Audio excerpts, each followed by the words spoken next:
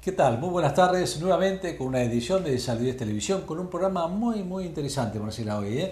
Hemos hecho una entrevista, gente que Fundación Paliar, que estuvo en el Círculo Médico días anteriores y que nos habló de los cuidados paliativos y de los cuidados de los enfermos y cómo realmente enfocarse frente a esas personas que están a veces en procesos terminales o enfermedades degenerativas y que necesitan del acompañamiento del entorno fundamentalmente para poder llevar adelante las enfermedades que a veces solamente hacemos diagnóstico, tratamos de curarlas, pero no podemos acompañar en todo esto. La doctora Laura Aresca, que es de la Fundación Paliar, y una licenciada en psicología, Cintia Frane, nos dieron un comentario y después van a ver un video de la Fundación que realmente es muy interesante. Les pido por favor que no se lo pierdan, porque a todos nos llega el tema del acompañamiento de los cuidados paliativos de una u otra forma, sean enfermedades graves o no. Detalle, exacto, que uno que trabaja en salud, que a veces los diagnósticos se dan de una manera muy rápida, a través de la palabra, pero cuánto del apoyo que necesita el paciente y la familia. El entorno, exactamente. Exactamente, realmente un tema muy importante.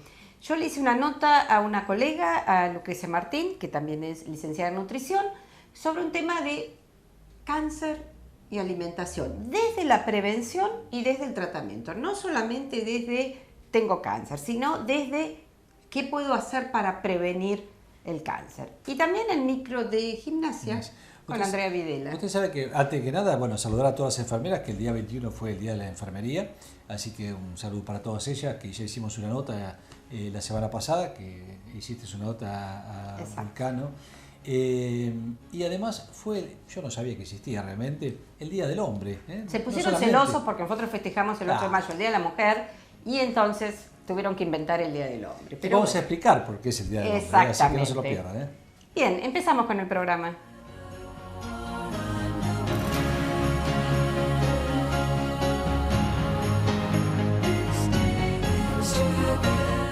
Bueno, nos encontramos con dos personas que nos acompañan de la Fundación Paliar de Buenos Aires, que la semana pasada dieron un curso en el Círculo Médico de Azul de un tema que a ustedes les va a llamar la atención y que por ahí no es muy habitual hablarlo en medicina, que es la fuerza transformadora del sufrimiento.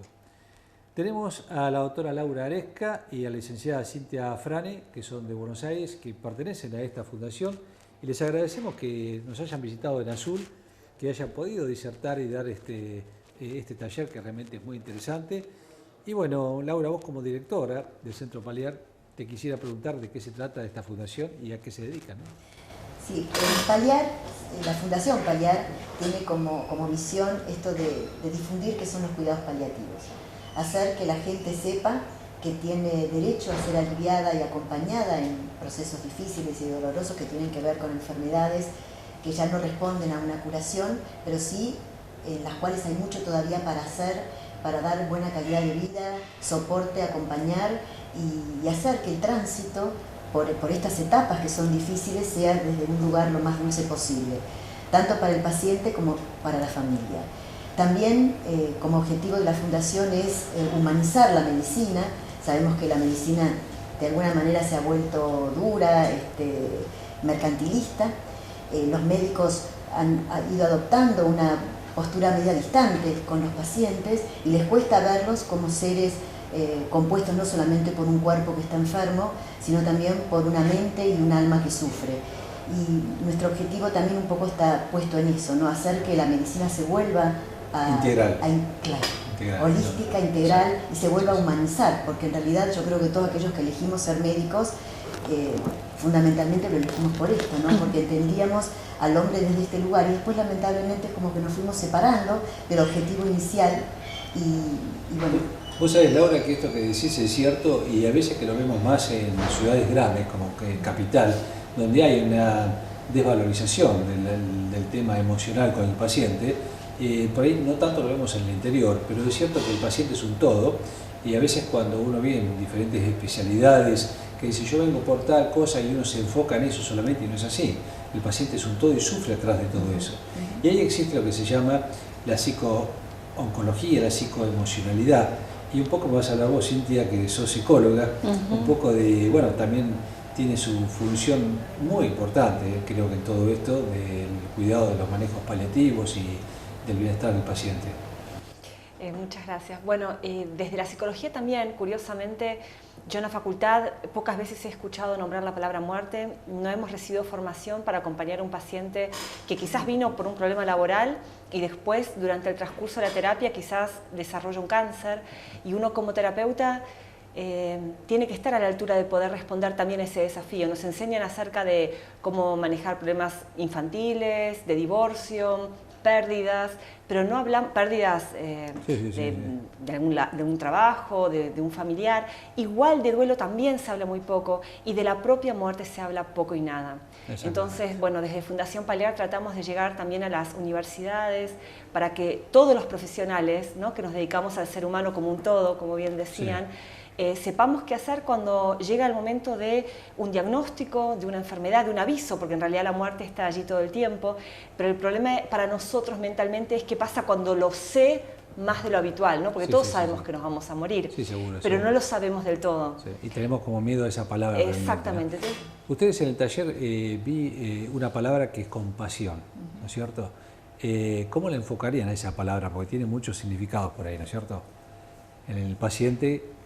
No siempre digo terminales, porque a veces los cuidados paliativos no solamente son para los pacientes terminales, sino pacientes que pueden tener enfermedades degenerativas y que necesitan de cuidados paliativos, porque a veces la familia tampoco puede integrarse a la problemática que tiene ese paciente, que no deja de ser, digamos, un peso muy importante para la familia, que aquellos que no lo pueden mantener en su casa, aquellos que no lo pueden integrar a la familia. Y bueno, la palabra compasión, a ver, me desencaja un poco en todo esto, por eso se lo pregunto, ¿no?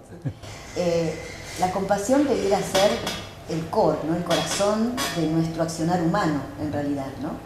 La compasión se genera cuando yo puedo empatizar con un otro ser. ¿Y empatizar qué significa? Poder ponerme en el lugar del otro, vibrar con el otro, pero no quedarme pegado al otro.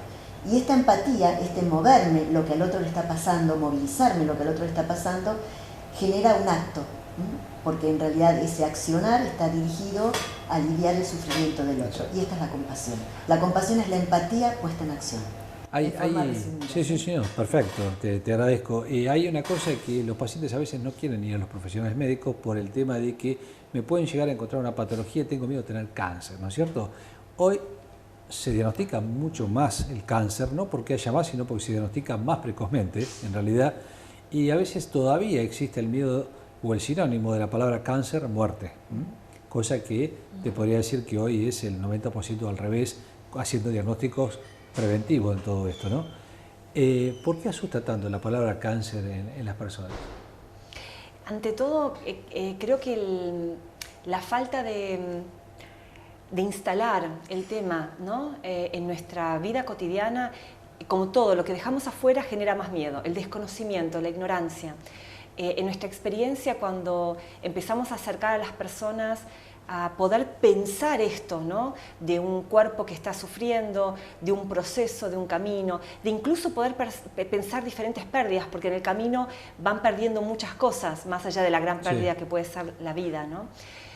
Cuando empiezan a poder mirar hacia ese lado en lugar de salir huyendo, empieza a pasar algo maravilloso en muchos de ellos, que empiezan a encontrar recursos para enfrentar eso, así como enfrentamos muchas otras situaciones, solo que no nos lo enseñan, porque en esta sociedad todavía en esto venimos un poquito atrás, y por eso es tan valioso este espacio que nos brindan acá, de que podamos ir llegando cada vez a más personas, a contarles que está bueno pensar en esto, que lejos de hacer la vida más triste, la hace más valiosa, ¿no? Siempre estamos preparados para nacer, estamos preparados para crecer, pero no estamos preparados para morir. Exacto. Y en realidad no estamos preparados para morir, no la persona que puede llegar a ese desenlace, sino los que lo acompañan. Y en esto le quería preguntar, ustedes trabajan no solamente en la persona, sino también en el grupo que los acompaña, ¿verdad? Y sí que es fundamental, porque la familia es la que está con el paciente todo el tiempo, la que sostiene al paciente y a la que también le pasan cosas, porque cuando hay un ser querido que está enfermo, sea por lo que fuera que esté enfermo, esto tiene un impacto en la familia. Y cuanto más cuando estamos hablando de enfermedades graves, limitantes y que ponen en riesgo la vida, la familia también se ve conmovida, convulsionada y modificada por consecuencia de la enfermedad, ¿no? Entonces por eso es tan importante trabajar, y ahí también podemos hacer prevención, porque en la medida que se detecten aquellas personas que potencialmente puedan desarrollar algún trastorno de adaptación o algún trastorno de un duelo patológico, si podemos trabajar con ellos antes, va a ser que el proceso sea claro.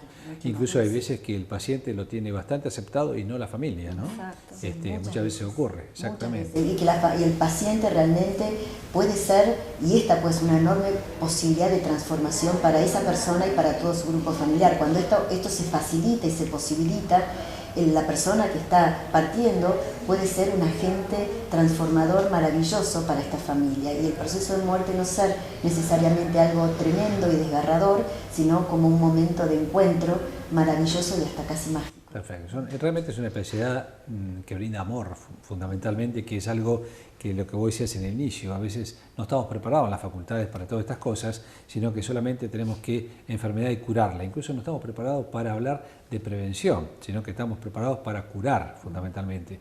Y bueno, creo que esta especialidad está basada casi exclusivamente en el amor, sobre todo que le tenemos que dar contención a ese paciente, y que es fundamental.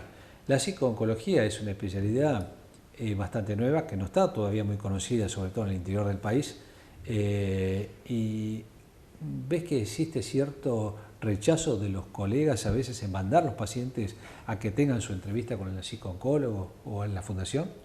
Sí, tenemos, es uno de los serios problemas que todavía hay, de que no estamos trabajando en equipo, Claro. en red con todos los demás profesionales, porque muchas veces siempre dependemos de algún profesional que recibe a este paciente, que está teniendo un diagnóstico que pone en riesgo su vida, y dependemos de que ese profesional sepa, de que ese paciente ya, más allá de lo que vaya a suceder, desde ese mismo momento necesita el acompañamiento de un equipo que sepa tratar estos temas, entre ellos psicólogos preparados en oncología y demás temas también de paliativos, ¿no? Como todas las enfermedades crónicas, progresivas, degenerativas, que aumentan además en la sociedad. Cada vez hay una demanda mayor de este tipo de atención. Porque incluso hasta pacientes diabéticos, ¿sí? Que es una patología muy común. Cardíacos, diabéticos, cardíacos, renales, celíacos, EPOC, son todos pacientes que la enfermedad tiene un impacto en el día a día de estas personas, ¿no?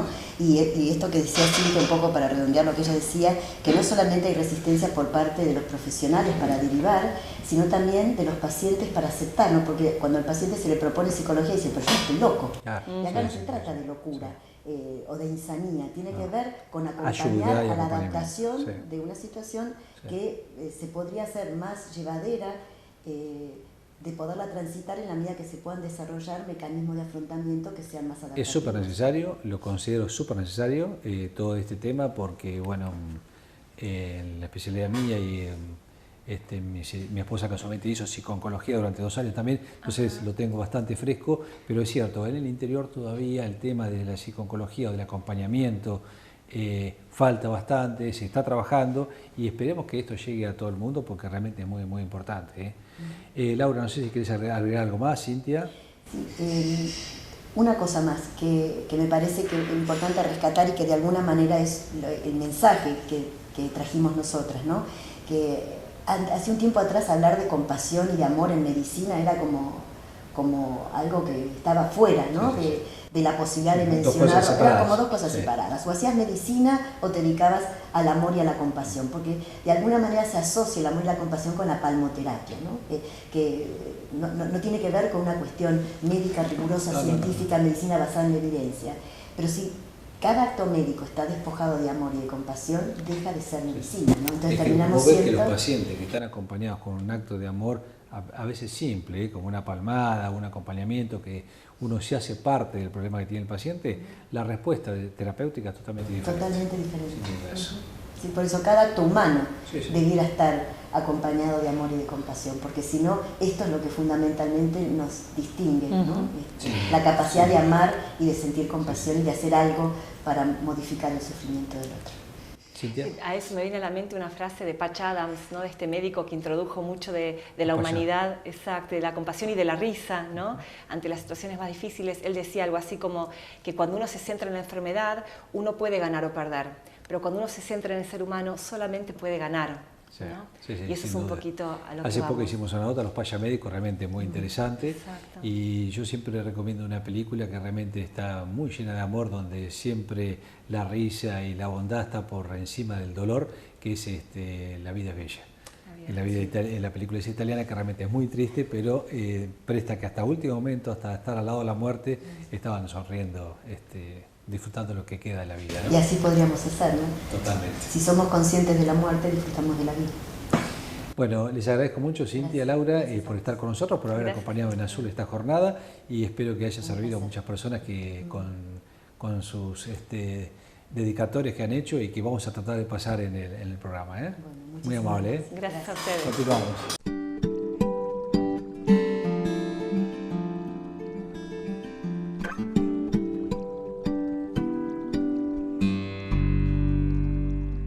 Fundación Paliar busca integrar a la muerte como parte indivisible de la vida, intentando transitarla desde un lugar de conciencia, reconociéndonos como seres trascendentes y espirituales.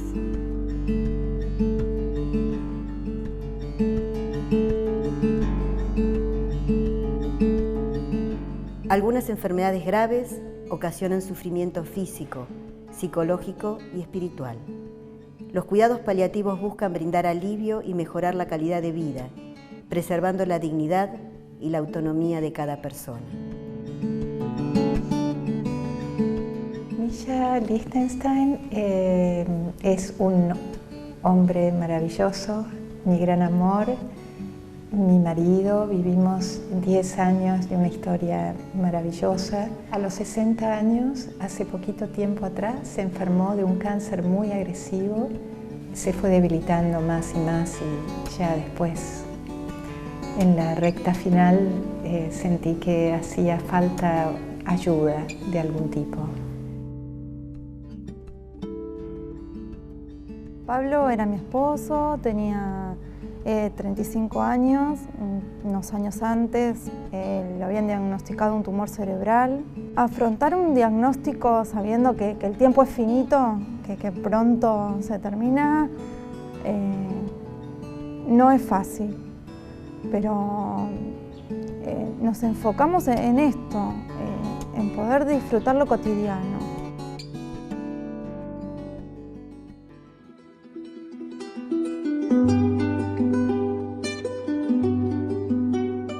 Sumamos la espiritualidad a cada intervención terapéutica para acompañar al paciente y también a los profesionales de la salud en el aprendizaje de esta forma de mirar la vida, aportándoles herramientas que contribuyan a desarrollar la atención plena y la compasión hacia quienes los necesitan. La vida siempre es más de lo que podemos captar con palabras, con teorías, con formaciones, con investigaciones. Entonces, de alguna forma, unir ciencia y espiritualidad es como unir dos enormes campos que no son para nada contradictorios, sino complementarios y que nos van permitiendo captar algo de la realidad de la forma más cercana posible. Creo que es un camino en el cual siempre nos vamos a quedar con algo más pequeño que lo que es la grandeza del universo. El equipo que nos acompañó, tanto desde el punto de vista médico como espiritual y psicológico, era una sola voz, era una sola mirada, y esto le dio como nos rodearon, nos acompañaron, es como que nos dieron la mano y nos ayudaron a caminar esos últimos momentos. Esto de poder encontrarnos, de poder tener gente que te acompañe y de guiar incluso a Pablo en encontrar tranquilidad en su cabeza. Parece que en el último tiempo de la vida uno está dejándolo un poco solo al que parte y que el amor no alcanza. Y es muy maravilloso que llegue gente conocedora y con experiencia de acompañar tanta gente que nos dé algo más para hacer.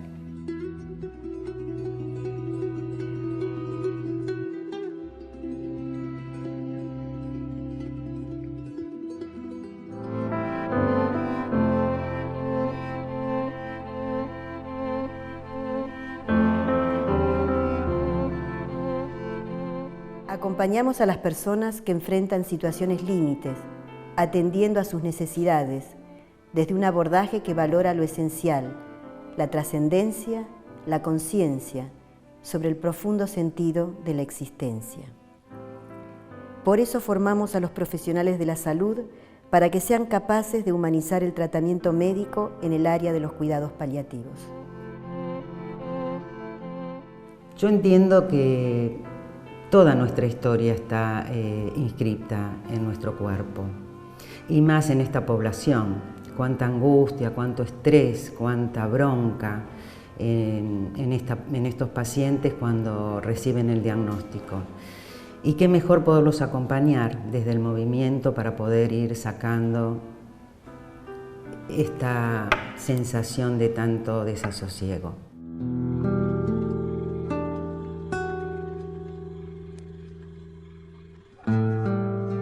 Incentivamos la compasión, la solidaridad y el respeto, porque es necesario generar un cambio en la conciencia colectiva de la humanidad, reemplazando la mirada médica centrada en la enfermedad por otra enfocada en el paciente como un ser multidimensional y en la contención de las familias que comparten esta experiencia con sus seres queridos. Es complicado porque la palabra que yo usaría para describir toda esta situación es maravilloso. Lo que fue maravilloso fue de transitar las cosas que pudimos hacer durante ese tiempo. La verdad que estuvo buenísimo, buenísimo. Y él se pudo empezar a permitir a disfrutar esas cosas. En algún momento él me dijo, si yo hubiese sabido esto antes, hubiese hecho otras cosas que no hice. Hay algo muy transformador en atravesar una experiencia de despedida difícil y dolorosa de la mano de otros elementos del mundo, del universo, del amor. Es como que estamos muy solos cuando alguien parte, y cuando partimos seguramente una profunda soledad, pero sentir que uno es parte de algo mucho más grande y que estamos acompañados y que esa partida nos conecta, con nuestra condición más universal, cambia algo muy profundo que todavía no lo puedo explicar porque lo estoy atravesando y está en plena cocina lenta, pero siento que hace más llevadera la ausencia de Milla.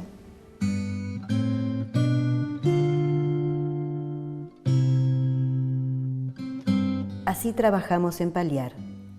Somos un equipo transdisciplinario de profesionales de la salud y de terapeutas que estamos al servicio de quienes necesitan asistencia integral. Creemos que es posible acompañar a las personas desde un lugar más humano, sensible y consciente, entendiendo ese momento de la vida como otra oportunidad de seguir aprendiendo y transformándonos.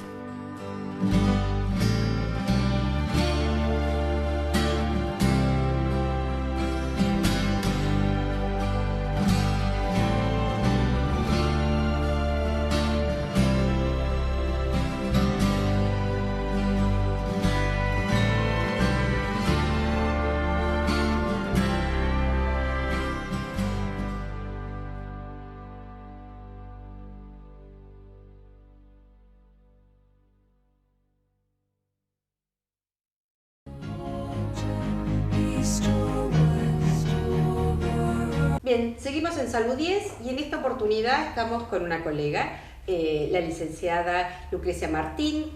Lucrecia se dedica, está en tratamientos en el Instituto Folkman con cáncer, pero no queremos hablar de la parte solo del cáncer en el tratamiento. Creo que es importante que estemos haciendo prevención, que es la función y lo que queremos en este programa. Así que Lucrecia, gracias por estar con nosotros y vamos a tratar de sacar estos mitos de que lo que no podemos comer, todo provoca cáncer. Estamos rodeados de una gran información que a veces es difícil. Contanos.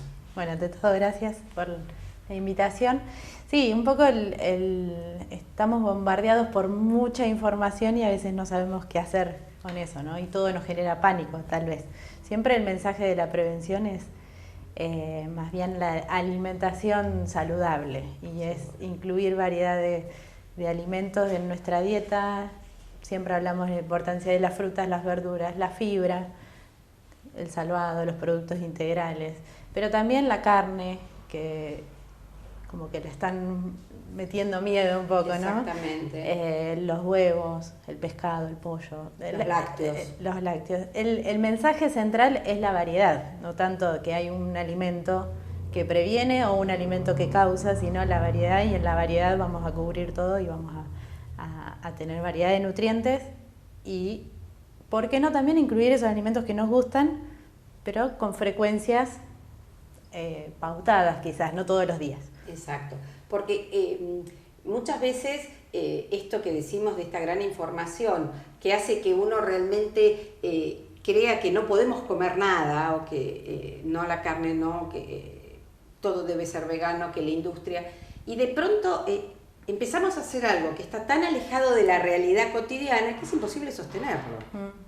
¿Sí? Es imposible sostener, a veces más en el interior, quizás no tenemos acceso a un montón de esos alimentos que por ahí vemos en la publicidad, y también en la restricción vamos sacando nutrientes que son importantes, entonces nos vamos al otro extremo y tal vez después nos falten un montón de cosas también. Exacto. Uno de las patologías que tenemos con mayor relevancia, además del cáncer de mama, el cáncer de colon realmente tiene una gran incidencia. ¿Cómo prevenimos estas patologías del intestino? Bueno, fundamentalmente ahí están el tema de las fibras, las frutas, las verduras, como para favorecer el buen funcionamiento de los intestinos. Tratar de evitar la constipación también, que justamente se logra de esta manera. Y el consejo es, obviamente, si una persona nunca come nada de verduras o frutas, tratar de incorporarlo de a poco en su alimentación diaria. Y todo, ¿qué pasa con toda esta incorporación también que estamos, las semillas, los granos o los no tradicionales o aquellos los pseudo cereales? ¿Qué consejos para el consumo? Sabemos que no es comer semillitas todos los días, porque si no están activadas y no las consumimos de alguna manera, a veces no hacen el efecto que necesitamos. ¿Qué consejos les podrías dar a la gente para que consuma semillas o granos, pero de qué manera? Yo le digo, primero también es importante incorporarlas paulatinamente, porque de golpe alguien que no las consume puede tener intolerancias de pronto comer todos los días, todo el tiempo. Incluir por ahí y buscar recetas de cómo prepararlas, de cómo combinarlas, ¿sí? Ahora hay mucho acceso a recetas. Seguro. ¿Sí? Ir por ahí a alguna casa a comprar y decir, bueno, voy a probar la quinoa. Y empezar, y ahí buscar recetas como para... Bueno, nuestra función también es facilitarles esa parte, ¿no? Pero facilitarles las recetas o buscar recetas y ver cómo la puedo probar, cómo la puedo incluir, cómo... Sí, que sea en lo cotidiano y paulatinamente incorporado.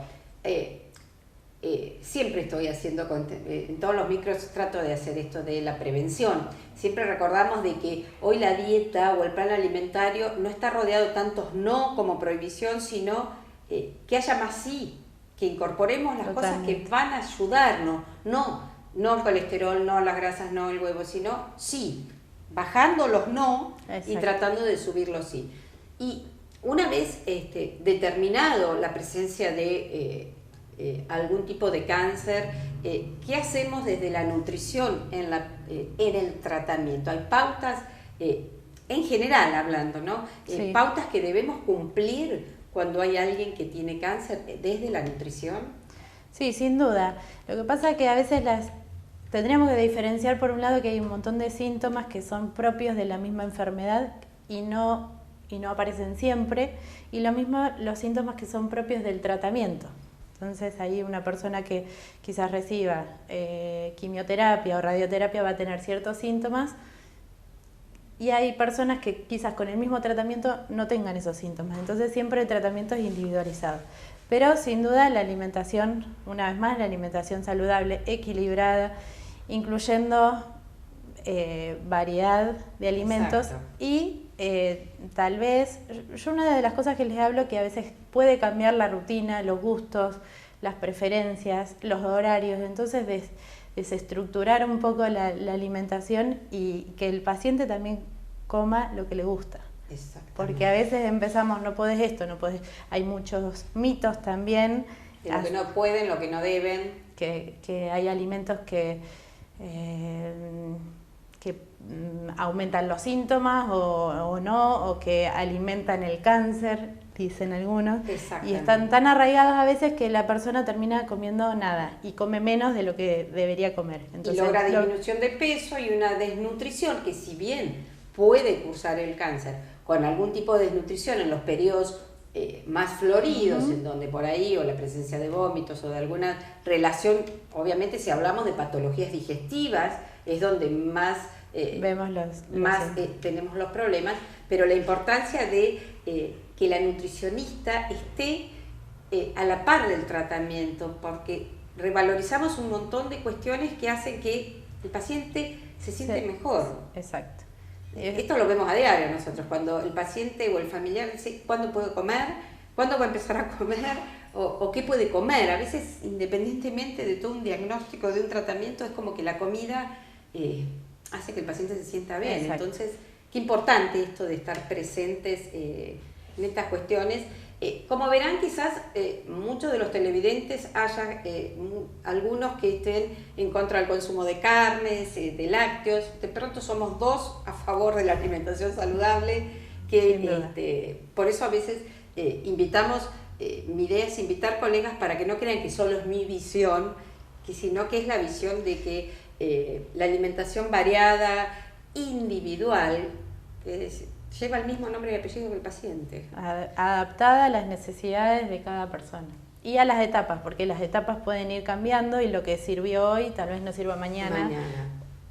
Y hay que ir adaptando y corriendo según las necesidades de la persona. El tema da para charlar mucho. Vamos a hacer hincapié, de pronto podemos tratar en otro programa de tipos de patologías más digestivas, que es lo que más nos concierne a nosotras, de cómo apoyar o solucionar o prevenir, insisto, las patologías digestivas que desencadenan en la palabra que nunca queremos escuchar, pero que está.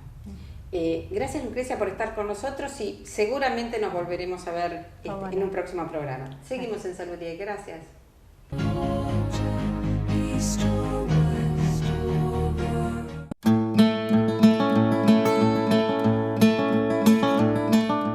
Hola, bienvenidos a un nuevo micro de gimnasia. Hoy les voy a volver a presentar Pilates. Vamos a hacer otros ejercicios de Pilates sobre Reformer, donde van a ver otra dificultad, que es la inestabilidad sobre el carro.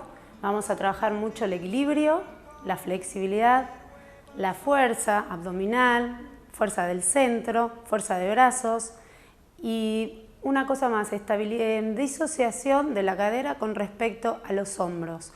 Vamos a mover la cadera fijando la base de la escápula humeral.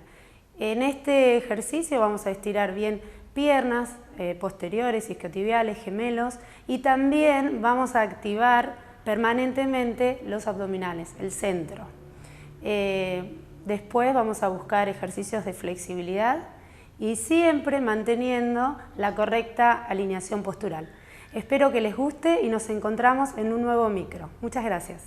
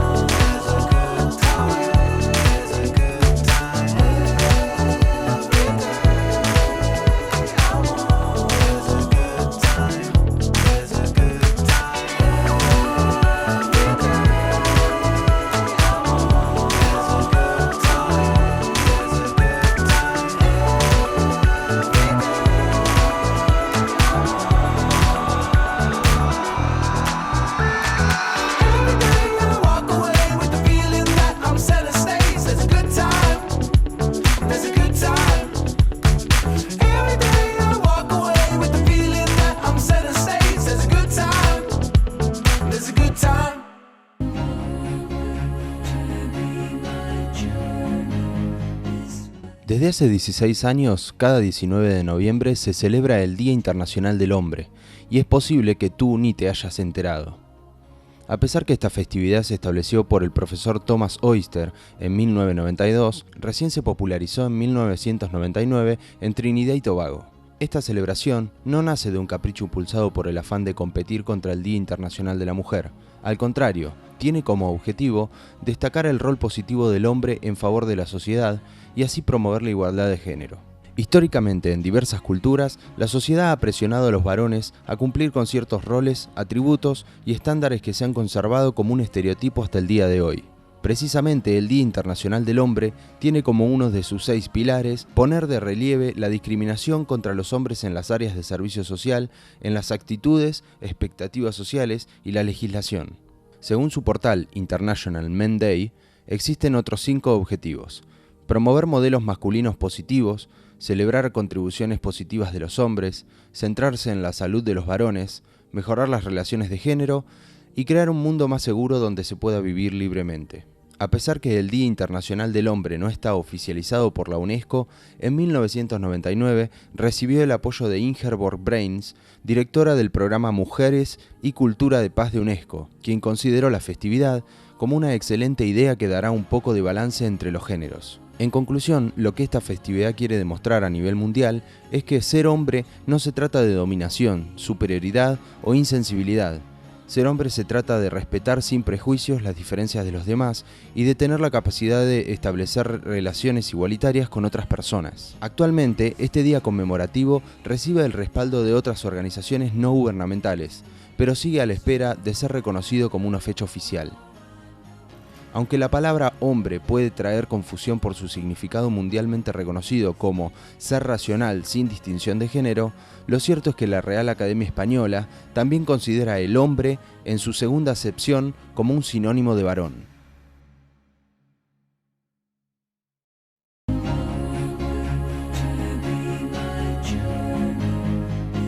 Bien, llegamos al final del programa. Realmente un tema que, si bien va a movilizar a mucha gente que está pasando situaciones muy penosas por la enfermedad, pero quizás hayan podido obtener datos que puedan paliar, ayudar. Hay algo, como le decía la doctora de la Fundación Paliar, que tenemos miedo de hablar de la muerte. A todos nos llega la muerte tarde o temprano.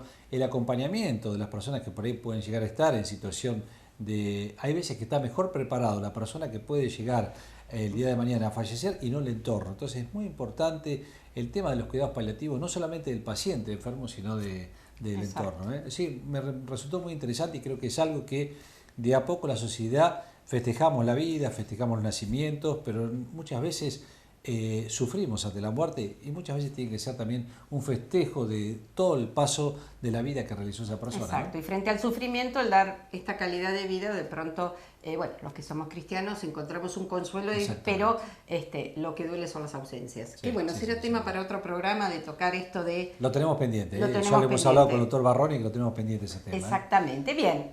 Micro de nutrición, que lo hicimos esta vez con la licenciada Lucrecia Martín, hablando seguimos un poco el cáncer y la prevención, datos muy importantes que nos dio Lucrecia. Lucrecia Andrea Videla, que nos mostró un poco de gimnasia, y bueno, se enteraron por qué es el Día del Hombre ahora, Bueno. Así que no solamente la mujer, tenemos nuestro día, para que lo sepamos entre todos, Y bueno, nos veremos en 7 días, seguramente, y ojalá, con el premio. Exactamente. Y si no, no es nada, lo vamos a seguir festejando. Pero bueno, por igual. lo menos estamos ternados, estamos muy contentos por haber sido ternado como mejor programa educativo de los premios ACTV, que son el cable para toda la República Argentina. Y bueno, esperemos que se nos dé y nos enteramos en estos días. Así que el próximo programa nos charlamos. Vamos a tenerlo. Nos vemos en 7 días. Gracias.